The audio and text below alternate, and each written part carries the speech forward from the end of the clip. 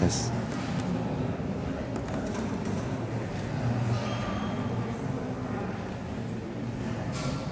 Assalamualaikum warahmatullahi wabarakatuh. Innal hamdalillah nahmaduhu wa nasta'inuhu wa nastaghfiruh wa na'udzu billahi min shururi anfusina wa min sayyiati a'malina. Man yahdihillahu fala mudilla lahu wa man yudlil fala hadiya lahu. Wa asyhadu an la ilaha illallah wahdahu la syarika lahu wa asyhadu anna Muhammadan 'abduhu wa rasuluhu la nabiyya ba'da.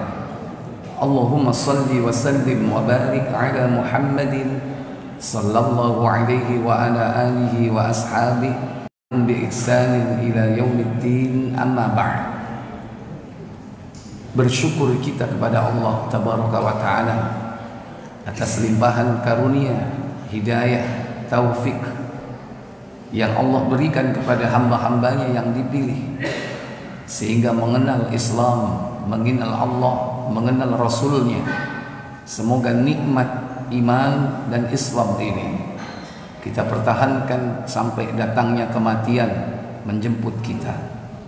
Semoga saat lepas ruh dari jasad kita tetap sebagai seorang muslim yang beriman, yang istiqomah dalam iman, ilmu, dan amal soleh. Semoga Allah memberi nikmat di akhir hidup kita kelak dengan husnul khatimah. Semoga salawat dan salam tetap terlimpah kepada junjungan kita Sayyidul Anbiya wal Mursalin. Beliau Nabi Khatimul Anbiya, penutup para nabi, wal Mursalin, dan juga para rasul. Demikian pula semoga salawat dan salam terlimpah pula kepada keluarga Ahlul Bait, termasuk istri-istri beliau, keturunan beliau, para sahabat beliau, dan seluruh pengikutnya hingga tegaknya hari kiamat. Ikhwatal iman, a'izzakumullah.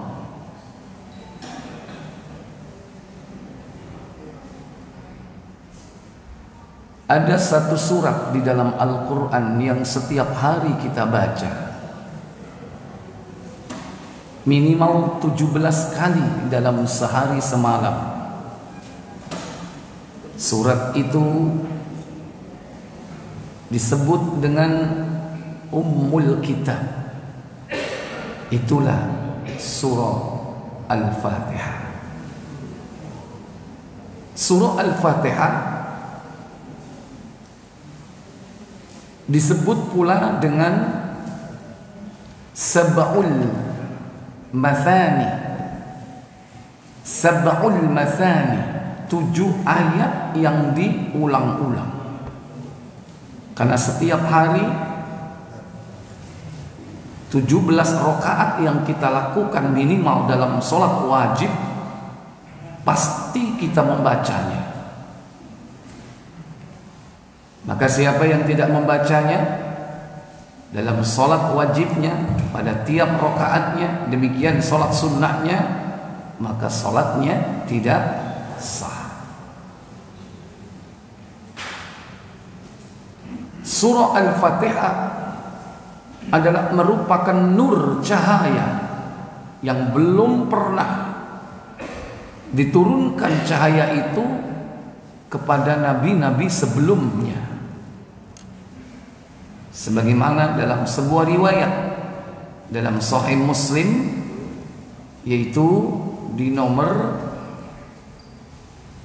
772, ketika itu Nabi sedang duduk bersama malaikat Jibril, tiba-tiba terdengar suara dari langit seperti pintu dibuka. Kemudian bertanya Nabi kepada malaikat Jibril, suara apa itu?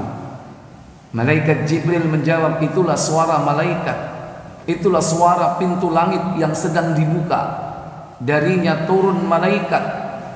Setelah malaikat itu turun, menjumpai Nabi SAW yang saat itu bersama malaikat Jibril, maka malaikat itu mengatakan, ya Muhammad, farrihu ummatakum binurain. Wahai Muhammad, gembirakan umatmu dengan dua cahaya, yang dua cahaya itu belum pernah diturunkan kecuali kepada engkau.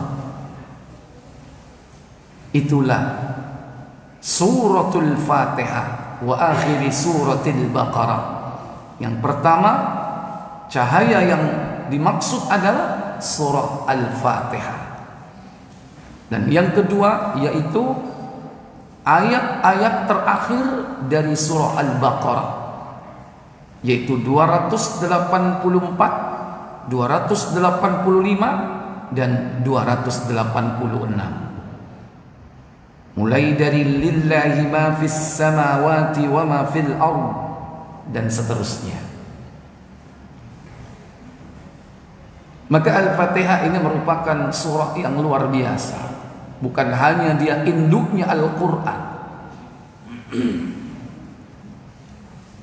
Kemudian Allah juga menyebut surah Al-Fatihah itu sebagai as-salah. As-salah.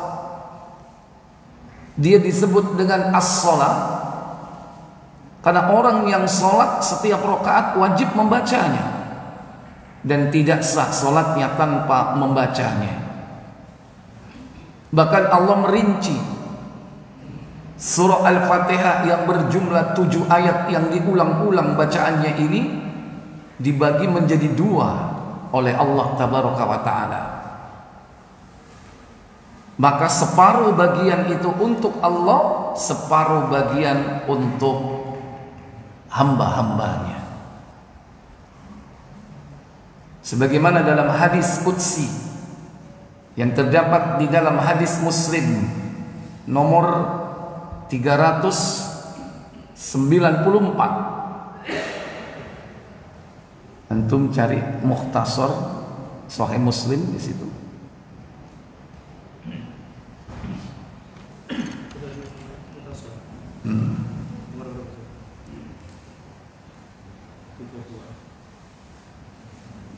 Dari Abu Hurairah yang 394 itu Sahih Muslim KBC.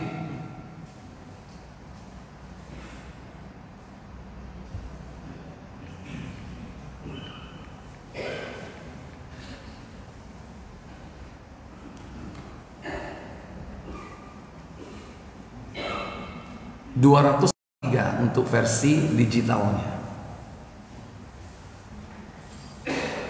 283 dari Abu Hurairah radhiyallahu taala anhu. Dari Abu Hurairah radhiyallahu anhu, dari Nabi sallallahu alaihi wasallam, beliau bersabda. Apa sabda beliau sallallahu alaihi wasallam? Barang siapa yang salat tanpa membaca Ummul Quran, maka salatnya tidak sempurna. Beliau ucapkan 3 kali. La salata liman lam yaqra bi Fatihatil Kitab. La salata, makna la salata di sini tidak ada salat. Maksudnya tidak sah salatnya. Bukan tidak sempurna, tapi tidak sah. Beda tidak sah dengan tidak sempurna. Kalau tidak sempurna itu sah, tapi belum lengkap.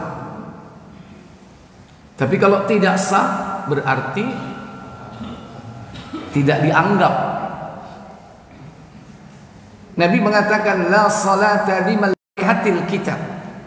Tidak sah salat seseorang yang tidak membaca suratul Fatihah. Maka ulama sepakat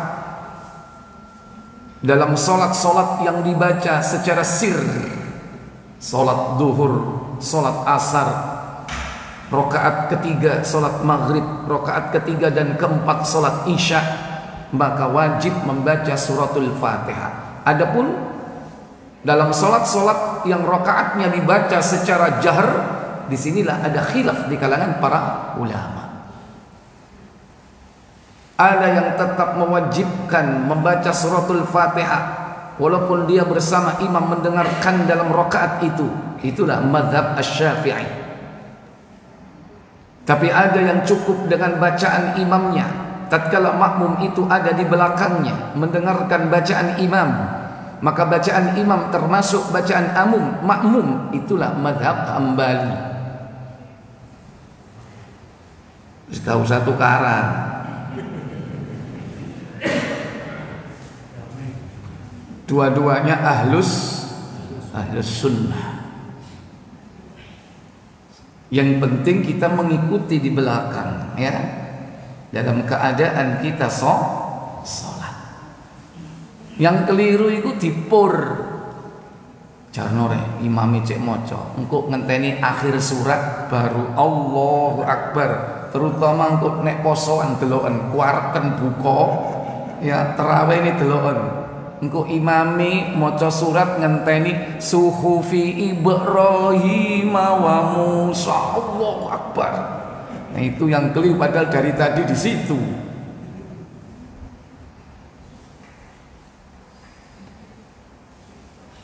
Tidak sah salat seseorang yang tidak membaca suratul Fatihah. Kemudian Abu Hurairah ditanya oleh seorang sahabat. Apa katanya?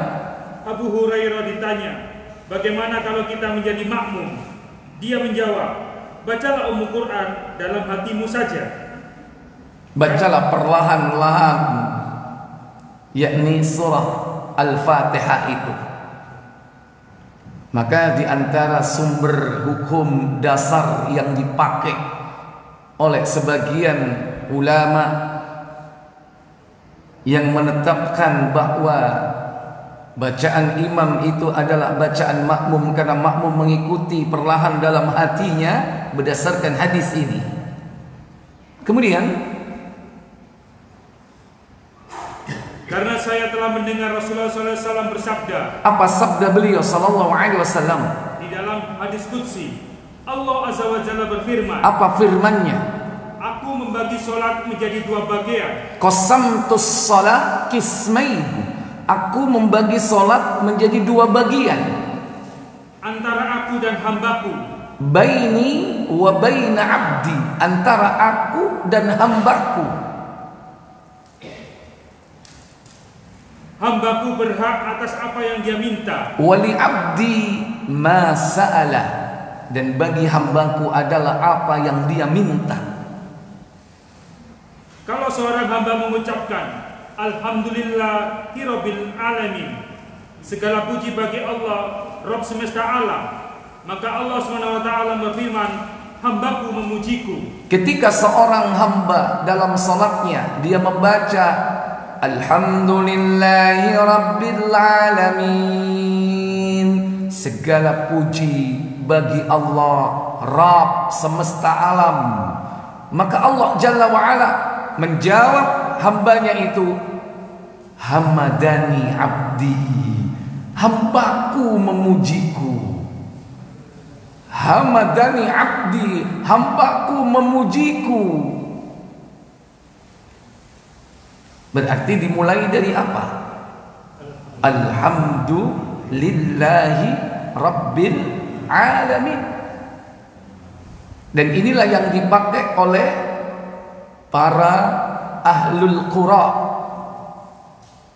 dari kota Nabi Madinatul Munawwarah, bahwa Al-Fatihah itu dimulai dari Alhamdulillahi Rabbil Alamin.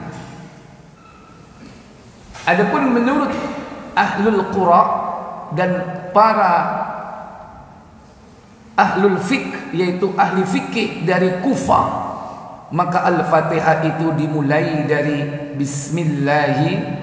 Bismillahirrahmanirrahim. Berdasarkan hadis ini, Nabi SAW bersabda, ketika seorang hamba itu mengucapkan kalimat Alhamdulillahi Rabbil Alamin, Allah menjawab kalimat itu, hambaku memujiku. Kedua, apabila hambaku mengucapkan Ar-Rahmanir Rahim, yang Maha Pengasih lagi Maha Penyayang, maka Allah SWT menjawab, hambaku menyanjungku. Iya, ketika seorang hamba dalam salatnya mengucapkan kalimat Ar-Rahmanir Rahim, yang maha pemurah lagi maha penyayang, maka Allah Jalla wa'ala menjawab, Athna alayya abdi, hambaku menyanjungku. Yang ketiga, ketika seorang hamba mengucapkan Maliki Yaumiddin, yang menguasai hari pembalasan, maka Allah SWT menjawab, hambaku berserah diri kepadaku. Iya. Ketika seorang hamba mengucapkan dalam salatnya Maliki Yaumiddin, yang menguasai hari pembalasan, maka Allah menjawab, Majjadani abdi, hambaku mengagungkanku. Atau fawawadu alayya abdi, hambaku berserah diri kepadaku.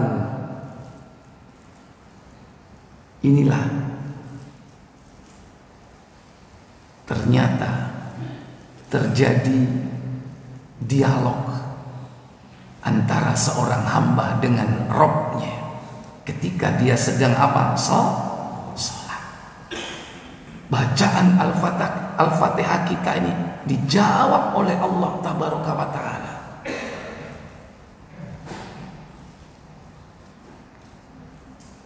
Selama ini sholat kita ini dijawab nggak sama Allah, Pak?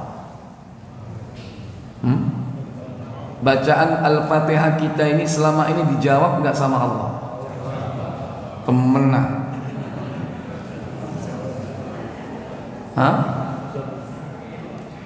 Sementara kita tidak memberi kesempatan Allah menjawabnya.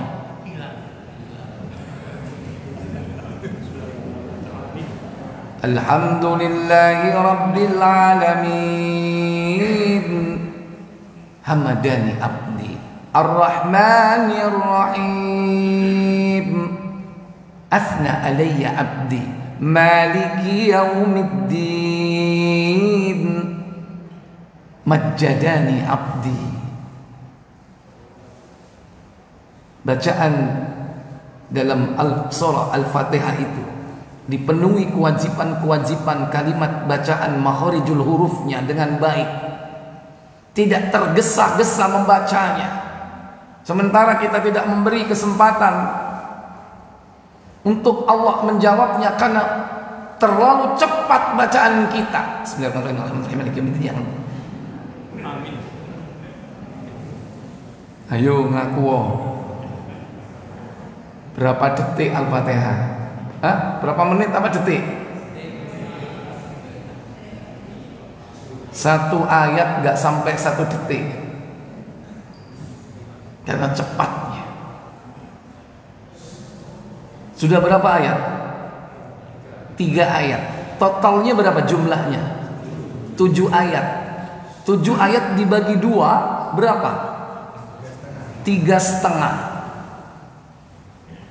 3,5 berarti 3,5 untuk siapa? Allah. 3,5 untuk siapa? Hambanya. 3,5 untuk Allah. Tadi sudah diucapkan berapa? 3. Kurang berapa? Mana yang setengahnya? Ayo. Apa kata Allah Jalla wa'ala? Jika seorang hamba mengucapkan Iyyaka na'budu wa iyyaka nasta'in, hanya kepadamu kami mengabdi dan hanya kepadamu kami memohon pertolongan, maka Allah SWT menjawab, ini antara aku dan hambaku. Hambaku berhak atas apa yang dia minta. Iya. Di ayat yang keempat inilah ayat yang dibagi menjadi 2. Separuh untuk Allah, separuh untuk hamba. Sehingga dalam ayat itu berbunyi Iyyaka na'budu wa iyyaka nasta'in, hanya kepada Engkau wahai Allah kami mengabdi, dan hanya kepada Engkau wahai Allah kami minta pertolongan. Mana yang untuk Allah? Iyyaka na'budu, hanya kepada Engkau wahai Allah kami mengabdi. Itu untuk Allah. Maka setengah Berikutnya pada ayat yang keempat ini, wa iyyaka, dan hanya kepada engkaulah nasta'in, kami minta pertolongan. Itulah untuk hambanya. Maka ketika ayat ini dibaca oleh hambanya dalam salatnya, maka Allah Jalla wa Ala menjawab, hadza baini wa baina 'abdi wa li 'abdi ma sa'al. Inilah antara aku dan hambaku, dan bagi hambaku adalah apa yang mereka minta. Pertanyaannya, apa yang diminta oleh hambanya? Apa yang diminta oleh hambanya? Hah?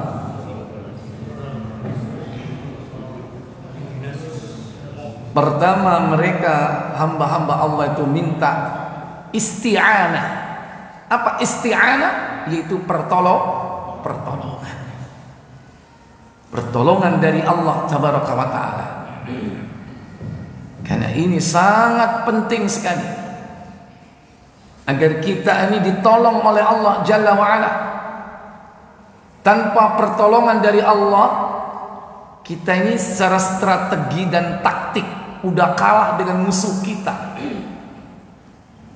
Syaitan itu dia berada pada posisi yang sangat menguntungkan. Mereka bisa melihat kita, kita tidak bisa melihat mereka. Yang kedua, syaitan itu masih terhubung dengan pemimpinnya. Siapa pemimpinnya? Iblis. Masih hidup atau sudah mati iblis? Masih hidup. Kalau kita manusia hari ini terhubung nggak dengan pemimpin kita? Seluruh nabi-nabi sudah berada di alam barzah. Kita tidak bisa mengakses, berkomunikasi dengan mereka, dan mereka pun tidak bisa datang kepada kita.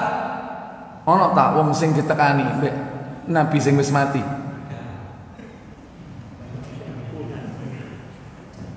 Kalaupun didatangi itu dalam mimpi, kalaupun datang dalam mimpi, tentu tidak sembarang orang. Mimpi yang benar adalah mimpinya orang-orang yang paling benar ucapannya. Lah nek bedina hobi ngapusi wong, bujui wong, tidak mungkin dia bermimpi berjumpa dengan Nabi. Kalaupun berjumpa dengan Nabi, belum tentu Nabi berkata-kata apapun. Kalaupun berkata-kata, tentu itu bukan kata-kata yang baru. Pasti pernah diucapkan sebelumnya. Kalau dalam mimpi itu Nabi berkata dengan ucapan yang baru, berarti hadis baru berarti. Ya kan? Berarti hadis baru. Berarti kalau hadis baru berarti antum muridnya Rasul. Kalau muridnya Rasul berarti sahabat. Sono zaman saiki sahabat.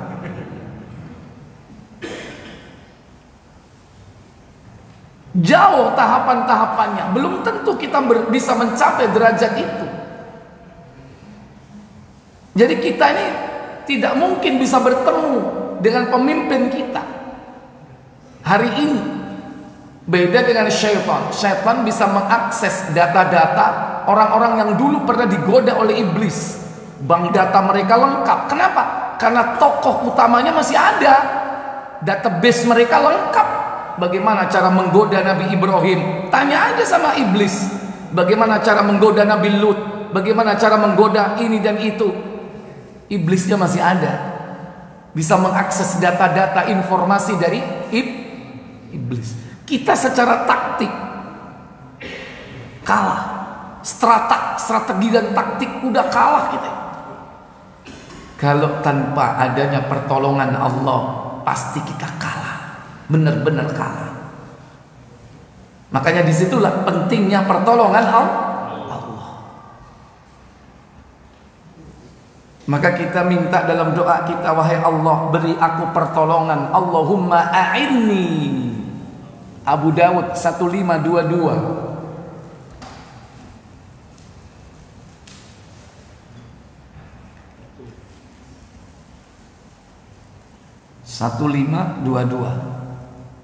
dari Abu Mursadi Al-Ghanawi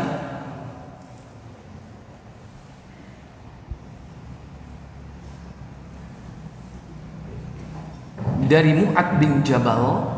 Silakan. Dari Mu'ad bin Jabal bahwasanya Rasulullah SAW pernah memegang tangannya lalu bersabda. Sebentar, dibaca lengkap coba. Dari Allah. Dari Abdurrahman Al-Hubuli, dari As-Sunabi, dari Mu'ad bin Jabal radhiyallahu anhu bahwasanya Rasulullah SAW pernah memegang tangannya lalu bersabda. Baik, tadi bukan dari Abu Mursadi ya. Dari siapa tadi? Abdurrahman Al-Hubuli dari As-Sunnabihi. Dua orang tabi'in ini muridnya Mu'ad bin Jabal. Ketika itu Mu'ad bin Jabal bercerita kalau tangannya dipegang oleh Nabi. Lantas apa kata Mu'ad? Wahai Mu'ad, demi Allah, sungguh aku mencintaimu. Demi Allah, sungguh aku mencintaimu. Mu'ad bin Jabal bercerita kalau tangannya dipegang oleh Nabi dan Nabi mengatakan, "Ya Mu'ad, la uhibbuk." Wahai Mu'ad, sungguh aku mencintaimu. Diucapkan oleh Nabi dua kali. Akan tetapi, apa pesan Rasulullah? Beliau bersabda, "Aku amanatkan kepadamu, wahai Mu'ad, janganlah sekali-sekali setiap selesai sholat kamu tidak mengucapkan Allahumma a'inni ala zikrika wa syukrika wa husni ibadatika. Wahai Allah, berilah aku pertolongan mengingatmu, bersyukur dan menjemurkan ibadah kepadamu. Allahumma, wahai Allah, a'inni, beri aku pertolongan. Bukankah itu yang kita ucapkan setiap sholat? Wa iyyaka nasta'in, beri ak dan hanya kepada engkaulah kami minta pertolongan. Pertolongan apa? Di antara pertolongan yang kita minta yaitu agar kita ini ala zikrika, senantiasa mengingat Allah.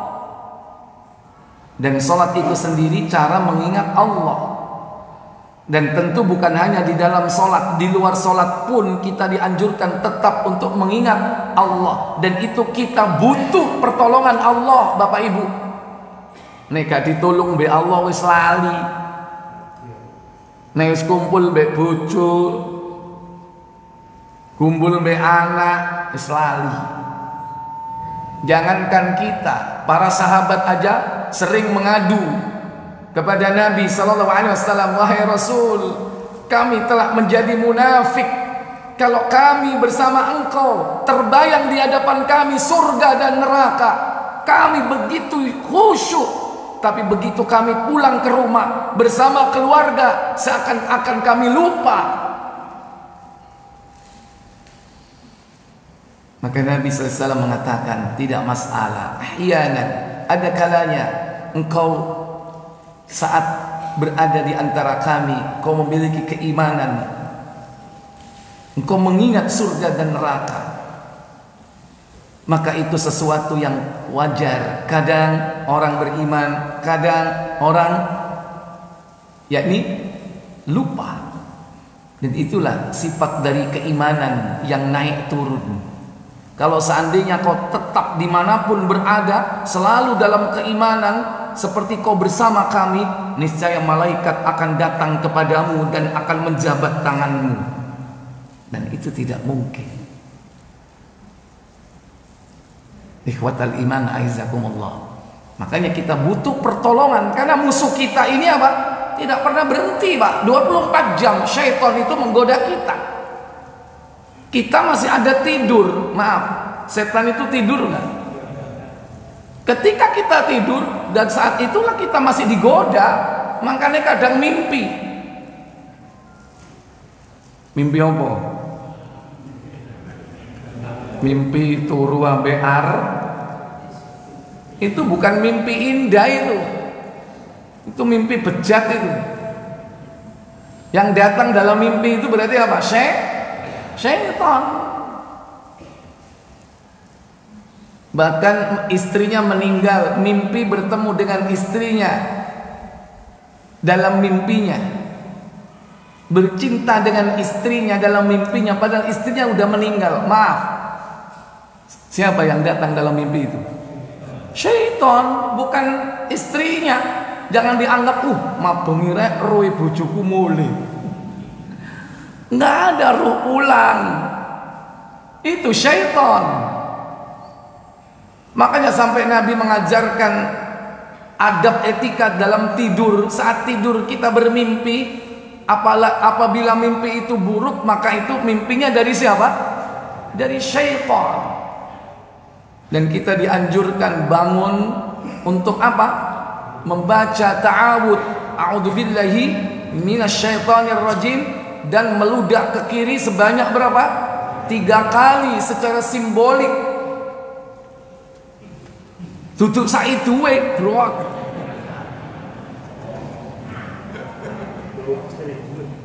Dan kemudian mengganti posisi tidur kita. Mungkin tidur kita saat itu miring ke sebelah kiri, karena anjuran dari Nabi miring sebelah kanan. Ikhwatal iman, setan tidak akan pernah berhenti. Oleh karena itu kita harus minta kepada Allah pertolongan.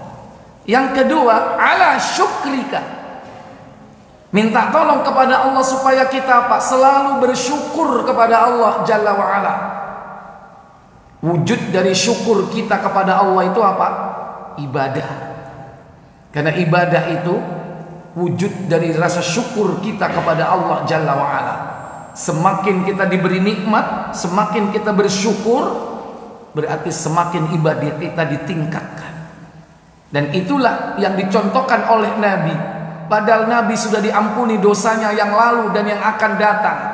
Sehingga ketika itu Aisyah bertanya, wahai Rasul, kenapa kau beribadah sholat malam sampai kakimu bengkak, sampai kakimu pecah, telapak kakinya, padahal engkau sudah diampuni dosanya. Ghufira lahu ma taqaddama min dambi wa ma ta'akhkhar.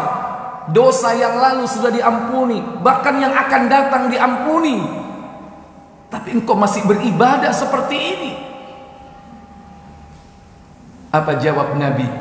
Beliau mengatakan, afala uhibbu an akuna abdan syakura. Apakah kau tidak suka jika aku termasuk orang-orang yang dijuluki sebagai abdan syakura, hamba yang pandai bersyukur. Semakin diampuni, semakin ditingkatkan ibadahnya.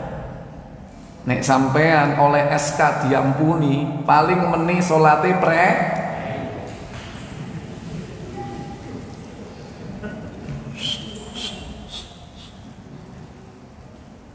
dosa Anda telah diampuni, baik yang lalu maupun yang akan datang. Wow, bancaan meneh langsung. Bagaimana Rasul memberikan suri toladan kepada kita? Beliau adalah orang yang selalu menjaga rasa syukurnya kepada Allah. Makanya kita dianjurkan baca doa ini. Makanya Nabi berpesan kepada sahabatnya, itu artinya berpesan pula kepada kita. Hai Mu'ad, jangan kau lupa setiap habis sholat kau baca doa ini. Allahumma a'inni, wahai Allah beri aku pertolongan, ala zikrika, untuk mengingat, ala syukrika, syukur. Dan yang ketiga, dan memperbaiki amal ibadah kepadamu. Harus selalu diperbaiki amal ibadah kita. Maka jangan lupa Bapak Ibu, doa ini dibaca. Sebagian ulama menganjurkan bacaan ini dibaca di ujung-ujung sholat kita, sebelum kita salam, setelah mengucapkan innaka hamidum majid. Dan diperbolehkan pula membaca doa ini selepas kita salam. Baik. Wa iyyaka nasta'in. Maka yang kita harapkan adalah isti'anah, pertolongan dari Allah. Kemudian kita sudah mendapatkan setengah. Sisanya berapa sisanya? Hah? Berapa ayat sisanya? Sisanya adalah 3 ayat. Nah, 3 ayat inilah untuk kita semua. Dan 3 ayat inilah doa kita. Permintaan kita ada di sini. Apa permintaan kita? Yaitu mulai dari ayat ke-5, ayat ke-6, dan ayat ke-7. Ayat ke-5. Bagaimana bunyi ayat ke-5? Silakan. Apabila seorang hamba mengucapkan ihdinas siratal mustaqim. Ayat ke-5. Ayat ke-6. Siratal ladzina an'amta 'alaihim. Jadi ayat ke-6 adalah siratal ladzina an'amta 'alaihim. Dan yang ke-7 ghairil maghdubi 'alaihim waladdallin. Yang artinya tunjukkan kami ke jalan yang lurus, yaitu jalan orang-orang yang telah Engkau beri nikmat atas mereka, bukan jalan orang-orang yang Engkau murkai, dan bukan pula jalan orang-orang yang tersesat. Apa kata Allah Tabaraka wa Ta'ala menjawab? Maka Allah SWT menjawab, ini untuk hambaku, dan hambaku berhak atas yang dia minta. Iya, hadza li 'abdi wa li 'abdi ma sa'ala. Inilah semua untuk hambaku, dan untuk hambaku apa yang dia minta. Apa permintaannya? 3 permintaan. Yang pertama, ihdinas siratal mustaqim. Ihdina, tunjuki kami, as-sirat, jalan, al-mustaqim, yang lurus. Inilah yang kita minta, Pak. 17 kali dalam sehari semalam minimal kita ucapkan, minta kepada Allah jalan yang lurus, siratal mustaqim. Pertanyaannya, Bapak Ibu, saudara-saudari sekalian, siratal mustaqim itu sudah diberi di dunia ini atau nanti di akhirat? Halo? Siratal mustaqim itu sudah diberi sekarang atau nanti di akhirat?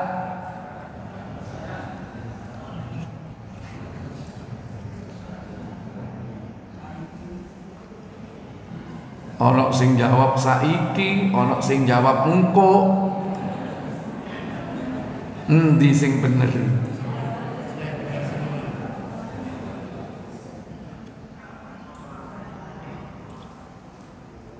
Buka surah Ali Imran, surat yang ketiga, ayat 51. Innallaha rabbi wa rabbukum fa'budun. Hada siratum mustaqim. Sesungguhnya Allah Rabbu dan Rabbmu, karena itu sembahlah Dia. Inilah jalan yang lurus. Ayo, wes apa durung? Hah? Innallaha, sesungguhnya Allah, Rabbi adalah Rabbku, wa Rabbukum, dan Rabbmu, fa'budu, maka mengabdilah kepadanya, sembahlah Ia. Hadza siratum mustaqim. Inilah jalan yang lurus. Berarti siratal mustaqim sudah diberi sekarang atau nanti? Hah? Sudah. Apa siratal mustaqim dalam ayat ini? Yaitu menyembah hanya kepada Allah. Tauhid. Tidak menyekutukan Allah dengan sesuatu apapun.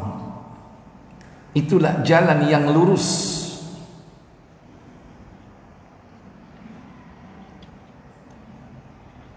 Apakah jalan yang lurus itu?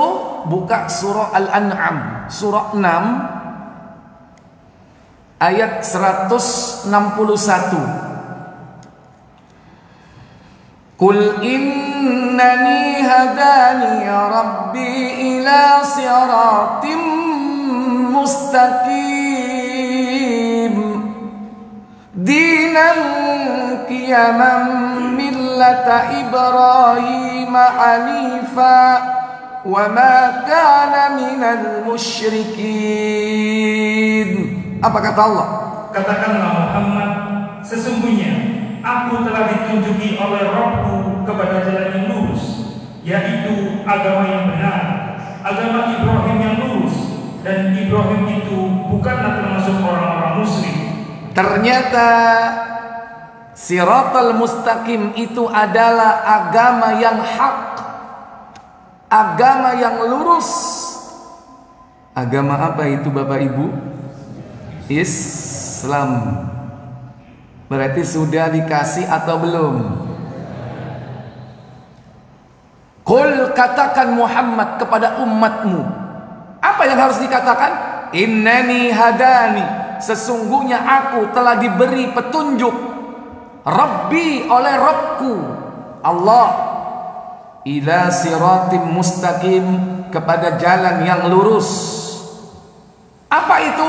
Dinan qiyaman, agama yang lurus, yang tidak bengkok, agama tauhid, agama para nabi, millata Ibrahim, millahnya Nabi Ibrahim, hanifa, yang Ibrahim itu orang yang hanif, orang yang lurus, wa ma kana minal musyrikin, dan beliau bukan termasuk orang-orang musyrik.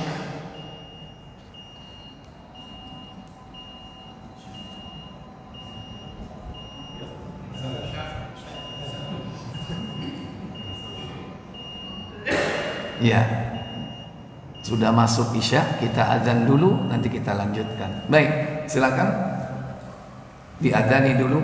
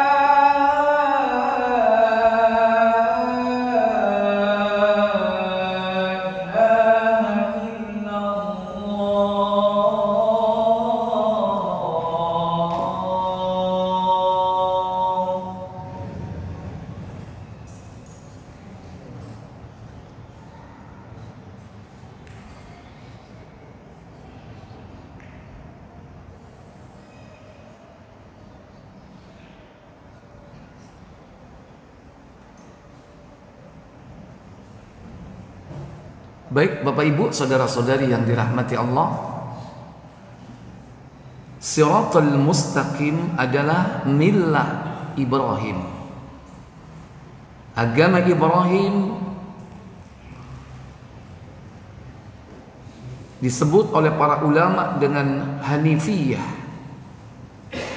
Annal Hanifiyata millatu Ibrahim. Bahwasannya Hanifiyah itulah agama Ibrahim, yaitu agama tauhid, agama yang bebas dari syirik. Dan inilah ajaran Islam. Agama Islam yang dibawa oleh seluruh para nabi, itulah jalan yang lurus.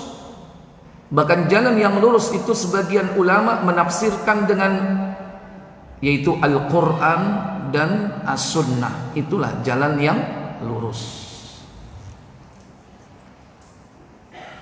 Maka apa yang dibawa oleh para nabi dan rasul dan disebutkan dalam ayat 161 tadi, bahwa aku telah diberi petunjuk oleh Allah kepada jalan yang lurus, yaitu agama Ibrahim yang lurus.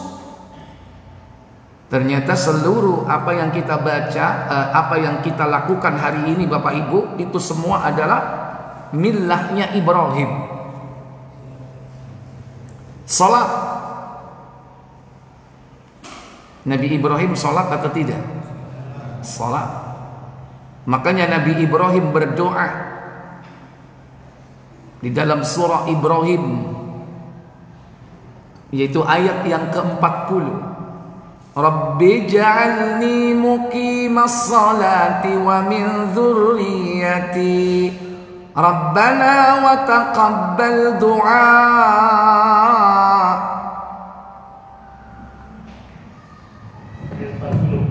Apa kata Allah? Ya Rabbu, jadikanlah aku dan anak cucuku orang-orang yang tetap mendirikan sholat. Ya Rabb kami, perkenankanlah doaku. Demikian pula ibadah yang lain, ibadah manasik, yaitu haji, umrah, kurban. Seluruh rangkaian ibadah dalam manasik itu semua berasal dari perilaku Nabi Ibrahim dan keluarganya. Oleh karenanya Allah Jalla wa'ala menjadikan Ibrahim ini sebagai pemimpin untuk seluruh umat manusia. Karena sampai hari ini ajaran beliau itu dilakukan, dikerjakan, dipraktekkan, diamalkan oleh seluruh umat manusia di muka bumi ini, baik sadar ataupun tidak sadar, baik mukmin ataupun kafir. Orang kafir pun melakukan milahnya Ibrahim.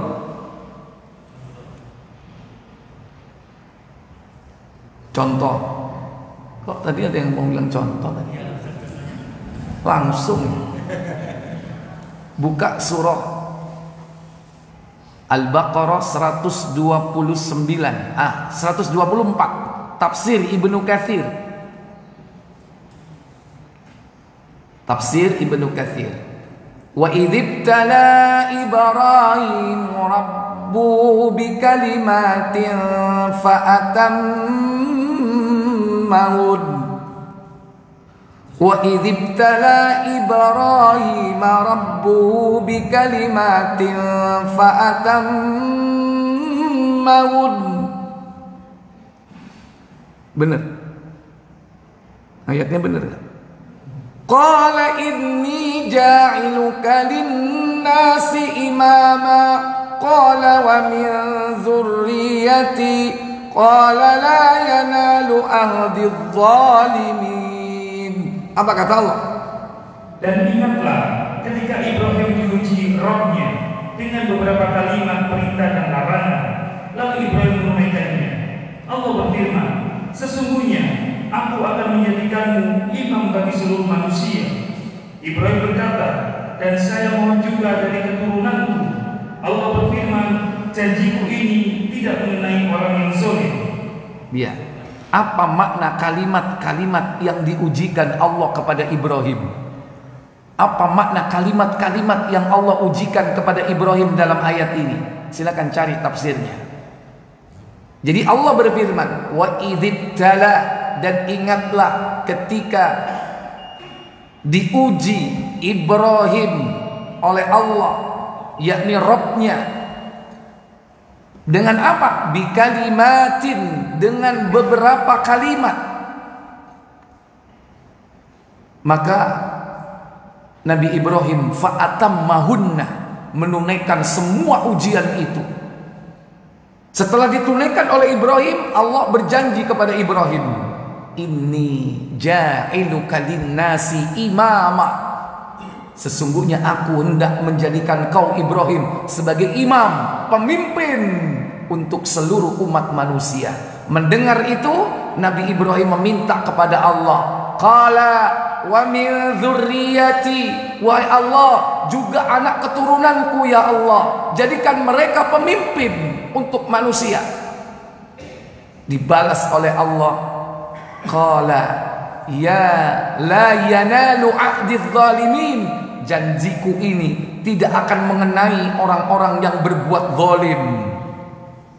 Makanya keturunannya Nabi Ibrahim, ada yang jadi nabi, ada yang jadi raja, tapi tidak sedikit ada yang jadi orang-orang durjana, musuh-musuh Allah dan Rasulnya. Maka janji Allah ini tidak mengenai keturunan Ibrahim yang durjana, yang zalim. Siapa contohnya keturunan Nabi Ibrahim yang zalim?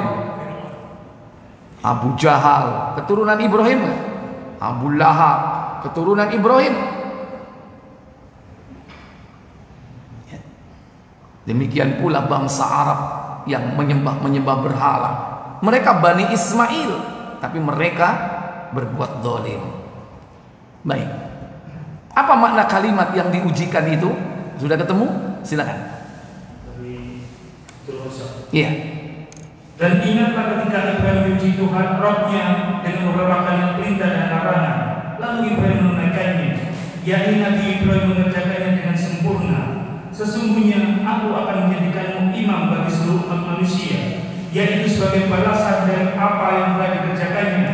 Mengingat Nabi Ibrahim telah menunaikan perintah-perintah Allah dan meninggalkan larangan-larangannya. Untuk itu Allah menjadikannya buat seluruh umat manusia sebagai teladan dan panutan yang patut untuk ditiru dan diikuti. Baik sengaja atau tidak sengaja, baik mukmin ataupun kafir. Baik, langsung cari kalimat-kalimat. Para ulama berbeda pendapat tentang makna kalimat. Di antaranya ada riwayat dari Ibnu Abbas. Ya. Abdul Razak. Ya. Abdul Razak mengatakan pula, telah menceritakan kepada kami Ma'mar dari Ibnu Tawus dari ayahnya dari Ibnu Abbas sehubungan dengan takwil firman-Nya. Dan ingatlah ketika Ibrahim diuji Rabbnya dengan beberapa kalimat perintah dan larangan. Ibnu Abbas mengatakan bahwa Allah mengujinya dengan bersuci. Nah, Allah mengujinya dengan bersuci atau toharoh, yaitu menyucikan 5 anggota pada bagian kepala, 5 di kepala dan 5 anggota pada, dan seluruh umat manusia, kafir ataupun mukmin, sengaja atau tidak sengaja, mereka mengikuti yakni ajaran Ibrahim ini. Apa 5 di kepala itu? Menyucikan bagian kepala ialah dengan mencukur kumis. Qassus syarib, mencukur kumis. 2, berkumur. Matmadha, berkumur. 3, Istinsyak, membersihkan lubang hidung dengan air. Istinsyakul ma', menghirup air ke dalam hidung sampai terasa, kemudian istinsar, dikeluarkannya. 4, bersiwak. Bersiwak, gosok. Orang kafir gosok giginya. Orang kafir gosok giginya. Berarti ngikut siapa? Ikut siapa? Ibrahim. Sengaja atau tidak? Dia tahu nggak kalau itu ajaran Ibrahim? Orang kafir gosok gigi kan? Gosok gigi. Bedanya apa dengan kita orang mukmin? Bedanya adalah kita dapat pahala karena mengikuti milah Ibrahim.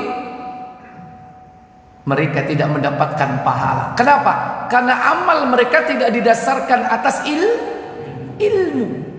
Amal yang tidak didasarkan atas ilmu tidak akan mendapatkan pahala. Kenapa? Kebiasaan.